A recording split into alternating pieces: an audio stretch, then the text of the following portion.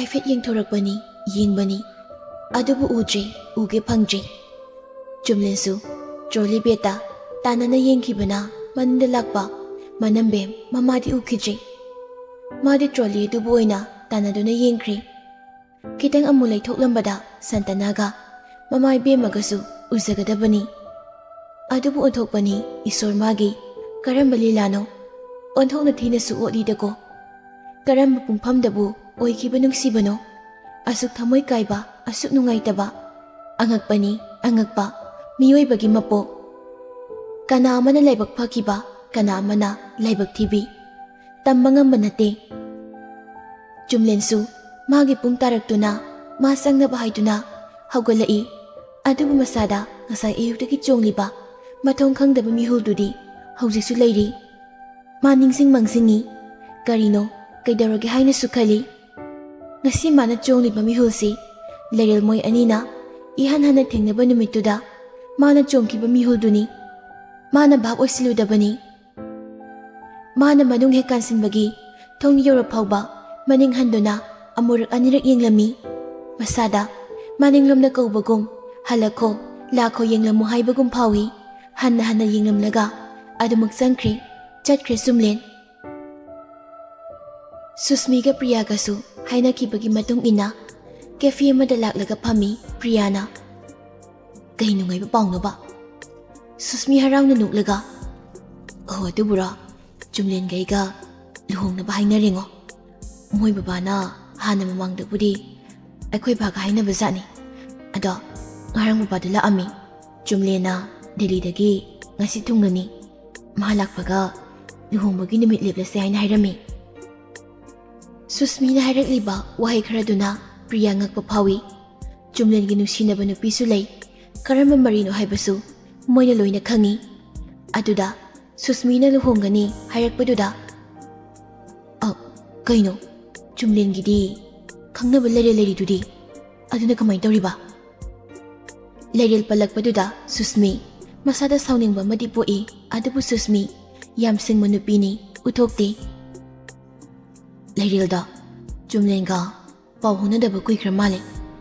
Ado ngangda, moli, karangamba zatnida. Magana kangnaramba, nupama da hansinagre hay. Hoy, adu ditay. Aduna, kayamsing manudi kangdidana. Lairilga, asit pamarisu laikradudi. Aduna, kainabagi wase, chumlen masana, pakyaramoyda. Ngihak sawnang biso oirangmani. Priya na hayrakliba waduda, Susmisu, ngasi mana, chumlen nungsi asengmadu, hayrage khali. Priya, ay ngasi nangonda, asengma wakra hayrage. Nangse, imanabi oirabasu, ay ngasi pao, nungsibagi matangda, phajana wari haykidi, ikaybana. Ay tasinga chumlense, inkalaba matamda, ay nungsijaki. Matamduda, phongdokpa ngamkidi. Adugi, makataba koisu, larik makatamthanabagi, lain amamam sanagi. Ay, mahawbudi dum nungsigi. Hausik, matik chanaraba matamsida, ay ginusiba phonglagi khalakpada, magi nungsiba layramki. Ay, thamoydi yam soki. Adubu, nungsiba laykraba, migi oire khankrabada, warsuwana, ay khanglagi khali. Adubu Priya, isorna, ay gi wabase, ubikra mali. Ado, chumlen noy anidi, sigi matangse, pao phongnarabo, kay haynarage. Sigi matangdi, kem phawnadri. Delhi sangkiba, nongnidi phawnarami. Aduga, my phone do, yadri, adugi phawnadri. Ado, handak thunadi, lepagdo mali matam. Adudi nangse, mauga oidurene ko, nang buhaygadra. Damdoyne kaino, hayraga poklakpabu, kana yawge. Lairilsu, Delhi gi Gangaram Hospital gi ICU da Gyantada Laikri. Dr. Nursing-na seksina senabiri. Mama manambemna lapna yumda lehoriba isor singbu numit kudingi kurumjari. Som yumdana chumlensu mapana Susmiga luhumbagi wakana taksilai. Ibungo, isana khalibasi karino. Asukoy matamsi ipana isagi khangnazabi ama lay haybaduda ꯄꯨꯔꯛꯁꯅꯨ ꯈꯟꯅ ꯉꯥꯏꯕꯅꯤ ꯑꯗꯨꯕꯨ ꯏꯄꯥꯅ ꯅꯪꯒꯤ ꯃꯔꯨꯞꯁꯤꯅ ꯍꯪꯕꯗ ꯅꯪꯒꯤ ꯈꯪꯅꯖꯕꯤꯗꯣ ꯑꯇꯣꯞꯄ ꯑꯃꯒ ꯈꯪꯅꯈ꯭ꯔꯦ ꯂꯥꯞꯅꯈ꯭ꯔꯦ ꯍꯥꯏꯅ ꯇꯥꯏ ꯃꯄꯥꯅ ꯍꯥꯏꯔꯛꯂꯤꯕ ꯋꯥꯗꯨꯗ ꯆꯨꯝꯂꯦꯟ ꯁ꯭ꯋꯥꯏ ꯂꯥꯎꯏ ꯑꯗꯨꯅ ꯏꯄꯥꯅ ꯅꯪꯒ ꯂꯨꯍꯣꯡꯅꯕꯒꯤꯗꯃꯛ ꯏꯆꯥ ꯁꯨꯁꯃꯤꯒ ꯋꯥ ꯂꯣꯏꯁꯤꯟꯅꯈ꯭ꯔꯦ ꯅꯨꯃꯤꯠ ꯂꯦꯞꯀꯗꯕ ꯈꯛ ꯉꯥꯏꯔꯦ ꯃꯁꯤꯗ ꯅꯪꯅ ꯌꯥꯗꯕꯁꯨ ꯌꯥꯔꯣꯏ ꯏꯄꯥꯗꯤ ꯅꯪꯒꯤꯗꯃꯛ ꯃꯇꯝ ꯄꯤꯈ꯭ꯔꯦ ꯁꯤ ꯍꯥꯏꯔꯝꯂꯒ ꯃꯄꯥ ꯊꯣꯛꯈ꯭ꯔꯦ ꯆꯨꯝꯃꯤ ꯃꯄꯥꯅ ꯍꯥꯏꯕ ꯆꯨꯝꯃꯤ ꯃꯄꯥꯅ ꯆꯨꯝꯂꯦꯟꯒꯤꯗꯃꯛ ꯃꯇꯝ ꯄꯤꯈ꯭ꯔꯦ ꯑꯗꯨꯅ ꯆꯨꯝꯂꯦꯟ ꯃꯄꯥꯗꯗꯤ ꯋꯥ ꯍꯪꯒꯠꯅ ꯉꯥꯡꯕ ꯉꯝꯗ꯭ꯔꯤ ꯃꯄꯥꯁꯤ ꯊꯥꯏꯅꯗꯒꯤ ꯍꯧꯅ ꯋꯥ ꯑꯅꯤꯔꯛ ꯉꯥꯡꯕ ꯃꯤ ꯑꯣꯏꯗꯦ ꯃꯥ ꯇꯨꯃꯤꯟ ꯂꯦꯞꯂꯒ ꯂꯩꯍꯧꯏ ꯆꯨꯝꯂꯦꯟ ꯅꯍꯥꯟ ꯊꯣꯛꯂꯛꯄꯗꯒꯤ ꯔꯥꯍꯨꯜ ꯍꯣꯏ ꯊꯦꯡꯅꯗ꯭ꯔꯤ ꯔꯥꯍꯨꯜꯁꯨ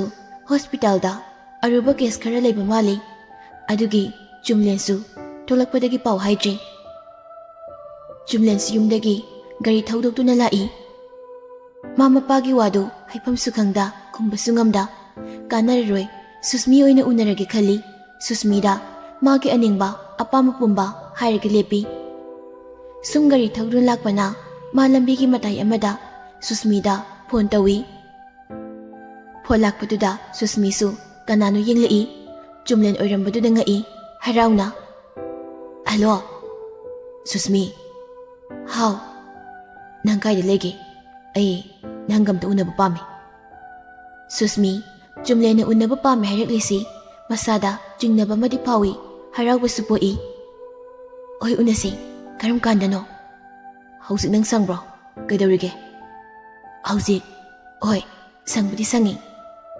ꯐꯔꯦ ꯅꯪ ꯁꯪꯉꯗꯤ ꯀꯩꯁꯥꯝꯄꯥꯠꯇ ꯑꯩꯈꯣꯏꯅ ꯍꯦꯛ ꯎꯅꯕ ꯀꯦꯐꯤꯗꯣ ꯑꯗꯨꯗ ꯂꯥꯛꯑꯣ ꯑꯩ ꯉꯥꯏꯔꯝꯃꯒꯦ ꯍꯣꯏ ꯍꯣꯏ ꯑꯩ ꯌꯧꯔꯛꯑꯒ ꯐꯣꯟ ꯇꯧꯔꯛꯑꯒꯦ ꯆꯨꯝꯂꯦꯟ ꯐꯣꯟꯗꯨ ꯊꯝꯈ꯭ꯔꯒ ꯔꯥꯍꯨꯜꯒꯤ ꯅꯝꯕꯔꯗ ꯀꯣꯜ ꯇꯧꯏ ꯐꯣꯟꯗꯨ ꯔꯤꯡ ꯆꯠꯂꯒ ꯄꯥꯏꯈꯠꯂꯛꯇꯦ ꯊꯕꯛ ꯆꯤꯜꯂꯝꯃꯅꯤ ꯈꯟꯗꯨꯅ ꯇꯧꯁꯤꯜꯂꯨꯗ꯭ꯔꯤ ꯔꯥꯍꯨꯜꯁꯨ ꯁꯣꯝꯗ ꯃꯤꯇꯤꯡ ꯑꯃ ꯌꯥꯎꯔꯤ ꯀꯣꯜ ꯂꯥꯛꯄꯗꯨꯗ ꯀꯅꯥꯅꯣ ꯌꯦꯡꯕꯗ ꯆꯨꯝꯂꯦꯟꯒꯤ ꯅꯝꯕꯔ ꯑꯣꯏꯕꯗꯨꯗ ꯃꯥ ꯐꯣꯟꯗꯨꯗꯤ ꯋꯥꯔꯤ ꯌꯥꯝ ꯁꯥꯅꯤꯡꯉꯤ ꯇꯞꯅ ꯃꯦꯁꯦꯖ ꯑꯃ ꯊꯥꯏ ꯚꯥꯏ ꯑꯩ ꯀꯣꯜ ꯕꯦꯛ ꯇꯧꯔꯛꯀꯦ ꯅꯪꯒ ꯁꯥꯟꯅꯒꯗꯕ ꯋꯥꯔꯤ ꯌꯥꯝ ꯂꯩ ꯑꯩ ꯍꯧꯖꯤꯛ ꯈꯤꯇꯪ ꯕꯤꯖꯤ ꯑꯣꯏꯔꯤ ꯃꯦꯁꯦꯖꯇꯨ ꯆꯨꯝꯂꯦꯟ ꯄꯥꯗꯨꯅ ꯃꯥꯁꯨ ꯍꯜꯂꯤ ꯑꯣꯀꯦ ꯆꯨꯝꯂꯦꯟ ꯁꯨꯁꯃꯤꯗ ꯍꯥꯏꯈꯤꯕ ꯀꯦꯐꯤꯗꯨꯒꯤ ꯃꯃꯥꯡꯗ ꯒꯥꯔꯤ ꯈꯥꯝꯂꯤ ꯁꯨꯁꯃꯤ ꯂꯥꯛꯄ ꯉꯥꯏꯕ ꯑꯣꯏꯅ ꯂꯩ ꯁꯨꯁꯃꯤꯁꯨ ꯌꯧꯁꯤꯜꯂꯛꯏ ꯁꯨꯁꯃꯤ ꯂꯥꯛꯄ ꯎꯕꯗ ꯆꯨꯝꯂꯦꯟ ꯒꯥꯔꯤꯒꯤ ꯊꯣꯡꯗ ꯍꯥꯡꯗꯣꯛꯂꯒ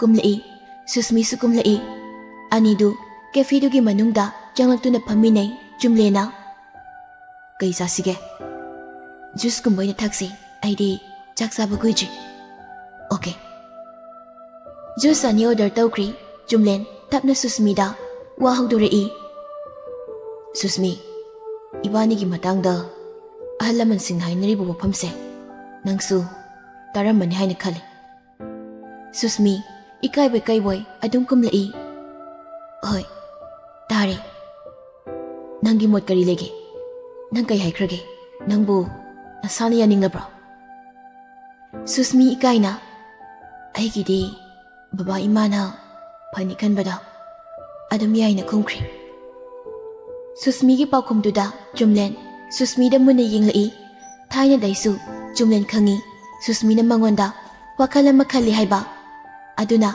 ꯑꯍꯜ ꯂꯃꯟꯅ ꯁꯤꯜꯂꯤꯕ ꯂꯨꯍꯣꯡꯕꯁꯤꯗ ꯁꯨꯁꯃꯤ ꯃꯁꯥꯒꯤ ꯑꯌꯥꯕꯅꯤ ꯍꯥꯏꯕꯁꯨ ꯈꯪꯉꯤ ꯆꯨꯝꯂꯦꯟ ꯁꯣꯔ ꯑꯁꯥꯡꯕ ꯑꯃꯇꯪ ꯍꯣꯟꯗꯣꯛꯂꯒ ꯁꯨꯁꯃꯤ ꯅꯪ ꯑꯩ ꯀꯅꯥꯅꯣ ꯍꯥꯏꯕ ꯃꯁꯛ ꯈꯪꯂꯤꯕꯗꯨꯅꯤ ꯌꯥꯔꯒꯗꯤ ꯑꯍꯜꯁꯤꯡꯅ ꯍꯥꯏꯅꯔꯤꯕ ꯂꯨꯍꯣꯡꯕꯁꯦ ꯅꯪꯅ ꯅꯪꯒꯤ ꯁꯥꯏꯠꯇꯒꯤ ꯈꯔ ꯅꯁꯥꯅ ꯌꯥꯗꯦ ꯄꯥꯝꯗꯦ ꯍꯥꯏꯗꯨꯅ ꯍꯥꯏꯗꯣꯛꯄꯤꯔꯣ ꯑꯩ ꯇꯁꯦꯡꯅ ꯑꯩꯅ ꯅꯨꯡꯁꯤꯖꯈꯤꯕ ꯃꯥꯒ ꯅꯠꯇꯅ ꯑꯩ ꯀꯅꯥꯒꯁꯨ ꯂꯨꯍꯣꯡꯂꯔꯣꯏ ꯂꯦꯞꯈ꯭ꯔꯦ ꯁꯨꯁꯃꯤ ꯅꯨꯡꯉꯥꯏꯇꯅ ꯆꯨꯝꯂꯦꯟꯗ ꯌꯦꯡꯂꯒ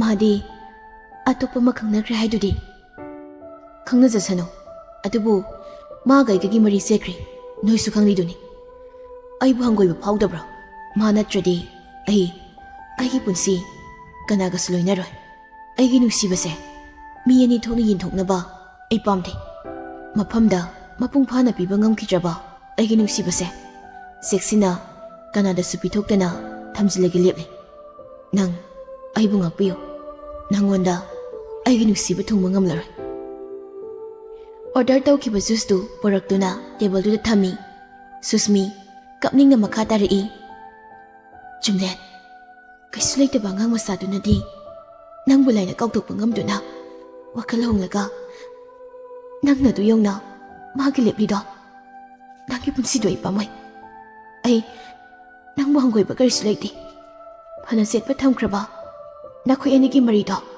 ꯀꯥꯎꯊꯣꯛꯈ꯭ꯔꯣ ꯑꯩꯁꯨ ꯅꯪꯕꯨ ꯅꯨꯡꯁꯤ ꯅꯪꯒꯤꯗꯃꯛ ꯑꯩꯅ ꯇꯧꯕꯗ ꯉꯝꯂꯣꯏꯗꯕ ꯑꯃꯠꯇꯁꯨ ꯂꯩꯇꯦ ꯅꯪꯅ ꯑꯉꯥꯡꯗꯨꯗ ꯅꯪꯒꯤ ꯅꯨꯡꯁꯤꯕꯗ ꯂꯣꯏꯅ ꯄꯤꯈ꯭ꯔꯁꯨ ꯑꯩꯒꯤ ꯈꯤꯇꯪ ꯁꯔꯨꯛꯇꯣ ꯃꯆꯦꯠ ꯑꯃꯇꯪꯗꯤ ꯇꯝꯕꯤꯌꯨ ꯑꯩ ꯀꯜꯂꯦ ꯅꯪꯕꯨ ꯁꯦꯡꯅ ꯀꯜꯂꯦ ꯌꯥꯔꯒꯗꯤ ꯅꯪ ꯂꯨꯍꯣꯡꯕꯁꯨ ꯌꯥꯕꯤꯌꯨ ꯑꯩ ꯅꯪꯒꯤ ꯅꯥꯛꯇ ꯂꯩꯔꯒ ꯅꯪꯒꯤ ꯁꯦꯕꯥ ꯇꯧꯖꯒꯦ ꯆꯨꯝꯂꯦꯟ ꯁꯨꯁꯃꯤꯅ ꯍꯥꯏꯔꯛꯂꯤꯕ ꯋꯥꯗꯨ ꯇꯥꯔꯒ ꯆꯨꯝꯂꯦꯟ ꯄ꯭ꯂꯤꯖ ꯁꯨꯁꯃꯤ ꯅꯪ ꯈꯤꯇꯪꯗꯤ ꯑꯩꯕꯨ ꯑꯟꯗꯔꯁꯇꯦꯟ ꯇꯧꯕꯤꯌꯨ ꯄ꯭ꯂꯤꯖ ꯑꯩꯒꯤ ꯅꯨꯡꯁꯤꯕꯁꯦ ꯃꯤꯅꯝꯕ ꯄꯥꯝꯗꯦ ꯑꯩꯅ ꯑꯩꯒꯤ ꯅꯨꯡꯁꯤꯕꯕꯨ ꯌꯥꯝꯅ ꯏꯀꯥꯏ ꯈꯨꯝꯅꯩ ꯅꯪꯕꯨꯁꯨ ꯑꯩꯅ ꯏꯀꯥꯏ ꯈꯨꯝꯅꯩ ꯑꯩꯅ ꯉꯁꯤ ꯍꯥꯏꯔꯤꯕ ꯋꯥꯁꯤꯅ ꯑꯩꯒꯤꯗꯤ ꯄꯨꯟꯁꯤꯒꯤ ꯑꯔꯣꯏꯕ ꯑꯃꯗꯤ ꯑꯔꯦꯞꯄ ꯑꯣꯏꯅꯤ ꯏꯁꯥꯅ ꯍꯥꯏꯈꯤꯕ ꯏꯁꯥꯅ ꯈꯟꯈꯤꯕ ꯋꯥꯗꯤ ꯑꯩ ꯏꯁꯥꯅ ꯉꯥꯛꯀꯅꯤ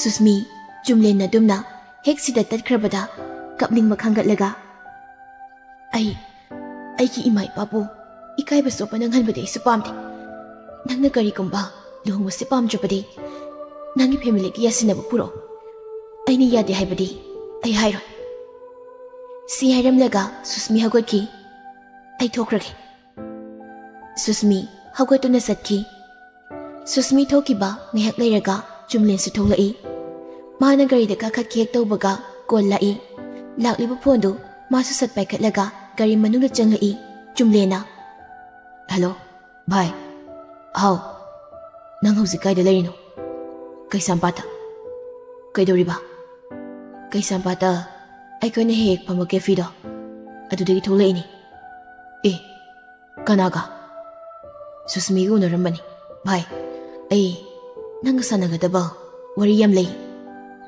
ꯍꯣꯏ ꯚꯥꯏ ꯑꯩꯁꯨ ꯅꯪꯒ ꯋꯥꯔꯤ ꯁꯥꯟꯅꯅꯤꯡꯗꯅ ꯂꯩꯕ ꯀꯨꯏꯔꯕꯅꯤ ꯐꯣꯟ ꯐꯪꯉꯤ ꯑꯣꯐ ꯑꯗꯨꯝ ꯂꯩ ꯅꯪ ꯅꯃꯥꯏ ꯀꯥꯏꯗꯣꯔꯕꯅꯤ ꯑꯩ ꯀꯥꯏꯗ ꯂꯥꯛꯑꯣ ꯍꯥꯏꯅꯣ ꯑꯩꯈꯣꯏꯗ ꯂꯥꯛꯑꯣ ꯑꯩ ꯌꯨꯝꯗ ꯂꯩꯔꯝꯃꯒꯦ ꯍꯣꯏ ꯂꯩꯔꯝꯃꯣ ꯐꯣꯟ ꯊꯝꯈ꯭ꯔꯒ ꯆꯨꯝꯂꯦꯟ ꯔꯥꯍꯨꯜꯒꯤ ꯃꯌꯨꯝ ꯌꯥꯏꯁ꯭ꯀꯨꯜꯗ ꯂꯥꯛꯏ ꯔꯥꯍꯨꯜꯁꯨ ꯃꯌꯨꯝ ꯌꯧꯔꯛꯇꯨꯅ ꯐꯤ ꯍꯣꯡꯗꯨꯅ ꯕꯥꯊꯔꯨꯝ ꯆꯪꯗꯨꯅ ꯃꯁꯥꯗꯣ ꯏꯔꯨꯖꯊꯣꯛꯏ ꯆꯨꯝꯂꯦꯟꯁꯨ ꯌꯧꯔꯛꯏ ꯔꯥꯍꯨꯜ ꯏꯔꯨꯖꯕ ꯂꯣꯏꯔꯒ ꯃꯁꯥ ꯇꯩꯊꯣꯛꯇꯨꯅ ꯊꯣꯛꯂꯛꯏ ꯆꯨꯝꯂꯦꯟ ꯆꯪꯁꯤꯜꯂꯛꯇꯨꯅ ꯔꯥꯍꯨꯜꯒꯤ ꯀꯥꯒꯤ ꯁꯣꯐꯥꯗꯨꯗ ꯐꯝꯃꯤ ꯐꯝꯃꯨꯀꯣ ꯑꯩ ꯏꯃꯥꯗ ꯀꯣꯐꯤ ꯑꯃꯇ ꯁꯦꯝꯍꯜꯂꯛꯀꯦ ꯆꯨꯝꯂꯦꯟ ꯐꯝꯗꯨꯅ ꯂꯩ ꯔꯥꯍꯨꯜꯁꯨ ꯀꯥꯈꯠꯂꯛꯏ ꯑꯗꯨꯒ ꯑꯃꯨꯛ ꯗ꯭ꯔꯦꯁ ꯍꯣꯡꯅ ꯚꯥꯏ ꯅꯪ ꯁꯨꯁꯃꯤꯒ ꯎꯅꯔꯨꯕꯗꯤ ꯀꯩ ꯂꯩꯒꯦ ꯚꯥꯏ ꯑꯩ ꯃꯊꯥ ꯁꯥꯕ ꯊꯕꯛ ꯑꯃ ꯇꯧꯔꯦ ꯑꯩꯅ ꯗꯦꯜꯂꯤꯗ ꯂꯩꯔꯤꯉꯩ ꯕꯕꯥꯅ ꯑꯩꯕꯨ ꯁꯨꯁꯃꯤꯒ ꯂꯨꯍꯣꯡꯅꯕꯒꯤꯗꯃꯛ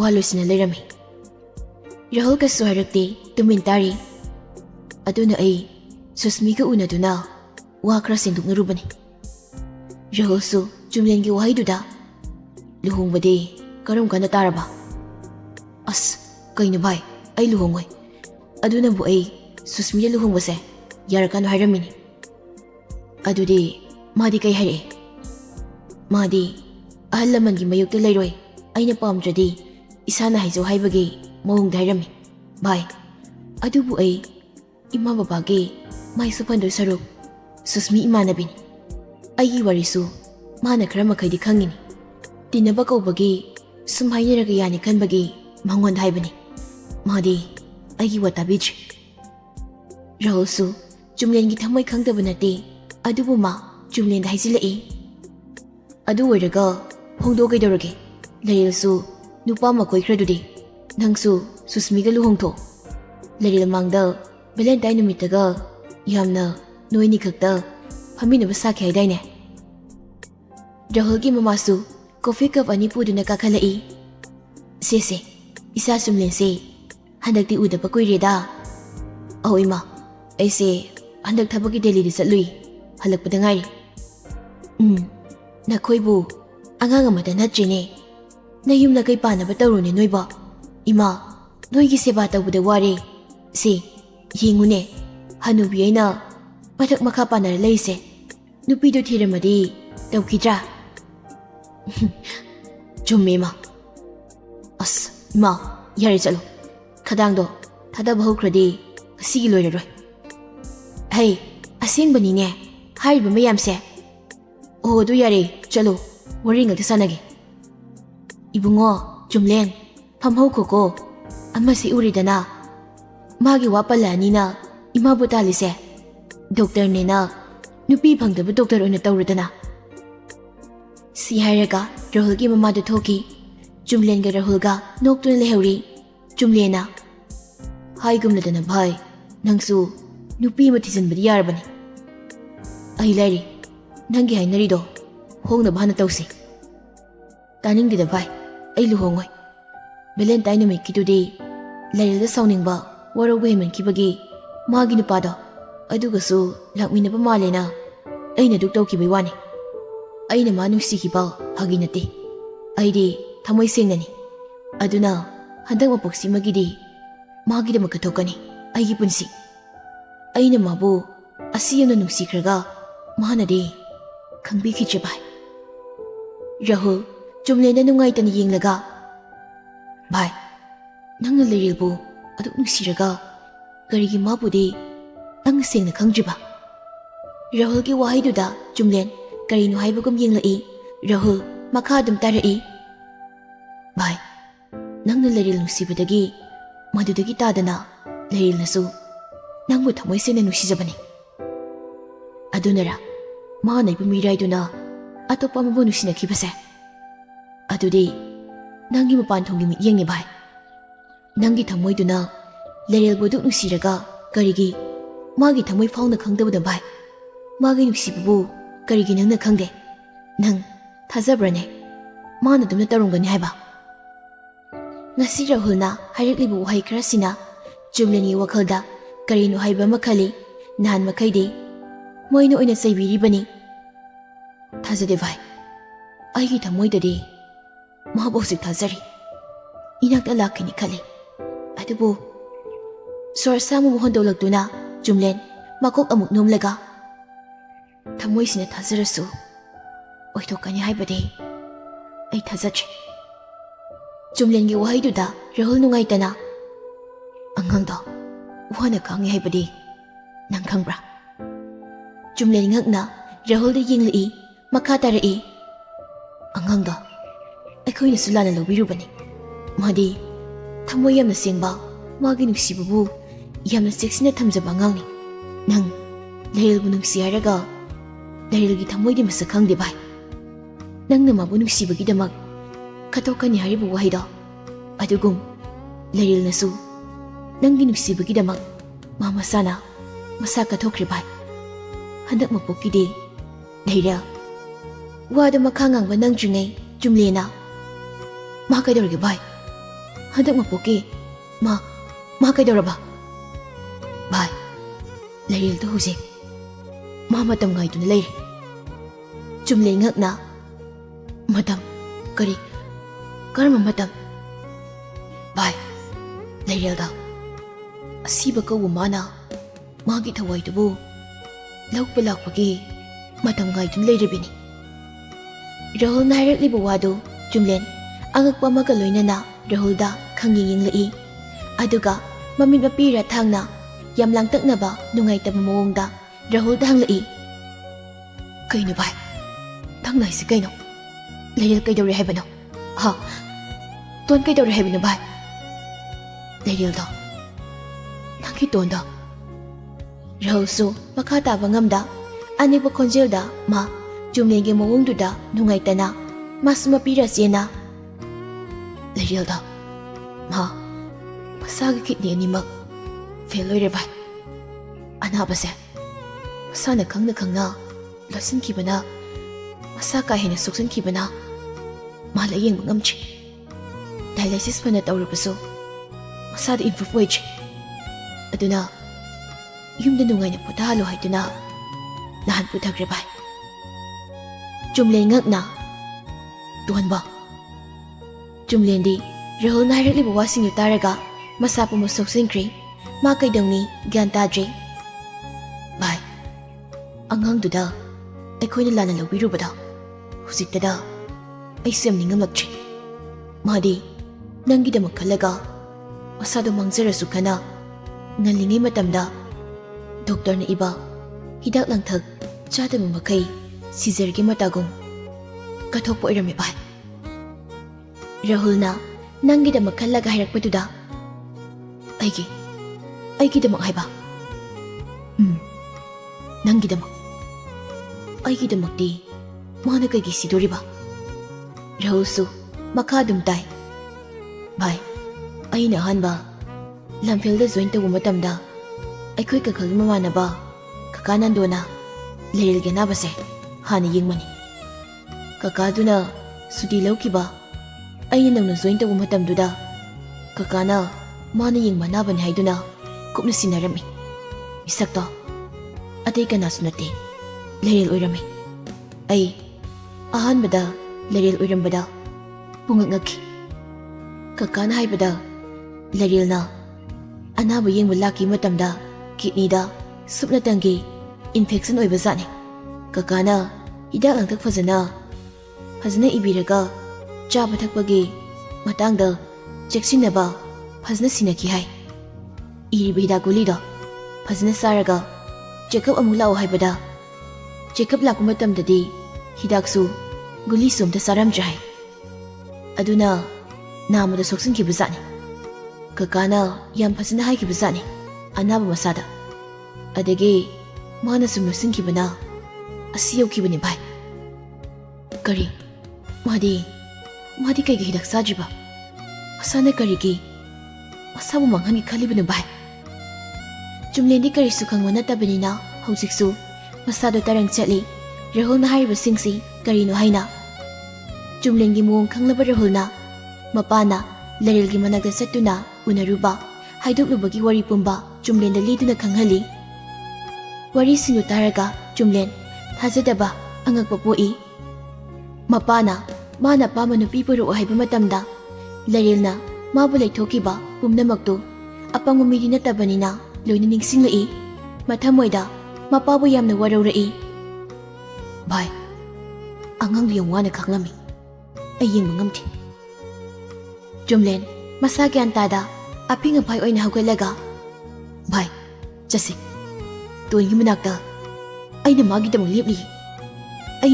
lepli ngai kananasu mabu setuna puba yaroi. Aina mabu lapthokpadi mage singwa chumbada khangludabana mana nungaisani khana mana sakibaduda aina lapthoklubani. Hausikti ai mabu amuk khana amuk ata lapthoklaroi bai.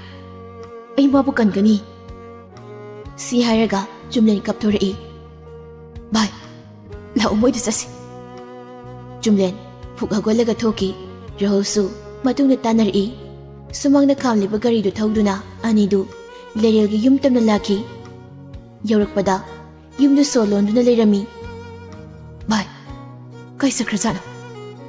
Rahul su ngakna aduni bai masa su soimane kai de sakrazana.